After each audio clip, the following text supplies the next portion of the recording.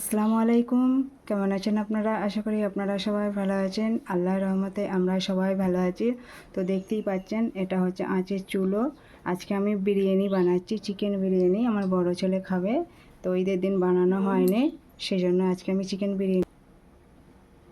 তো এখানে মানে ভাত বসিয়ে দিয়েছি। ভাত মানে চাল এখন দিইনি, এবার যাবতীয় যা মশলা লাগে সেটা আমি পানির মধ্যে দিয়ে দিচ্ছি। এখন হচ্ছে, এটা ফুটলেই আমি কিন্তু চাল 1 ঘন্টা ভিজিয়ে রেখেছি, এবার দিয়ে। তো এখানে দেখতে পাচ্ছেন চাল মানে ভিজিয়ে পানিটাকে ঝরিয়ে রেখে চিকেন কষা মানে এটা হয়ে গেছে।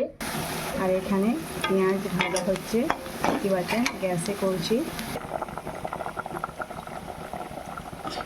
তো দেখতেই পাচ্ছেন এখানে এক চুলো, আমার 2 চুলো আছে, আমি 1 চুলোতেই রান্না।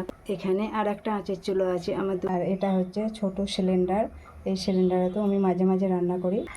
সামাদ, কি করছো তুমি? হ্যাঁ, এখানে গাড়ি নিয়ে খেলা করছে। গোসল করবে না?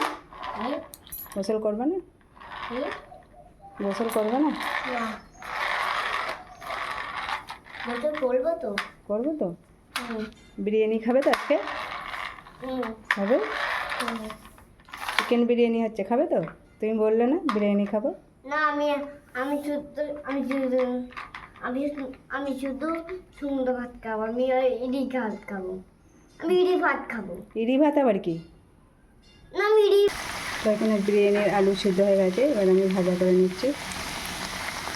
পেঁয়াজ ভাজা হয়ে গেছে, তার উপর আমি চিনি ছড়িয়ে দিয়েছি। আর এখানে দুধের সাথে জাফরান গুলে নিয়েছি। এখানে বিরিয়ানির চাল দিয়ে দিয়েছি।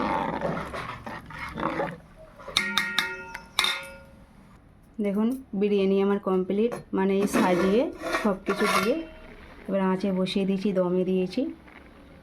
দেখুন কত সুন্দর দেখতে লাগছে। 25 মিনিট দমে রেখে দেবো, তারপরে আমার বিরিয়ানি হয়ে যাবে।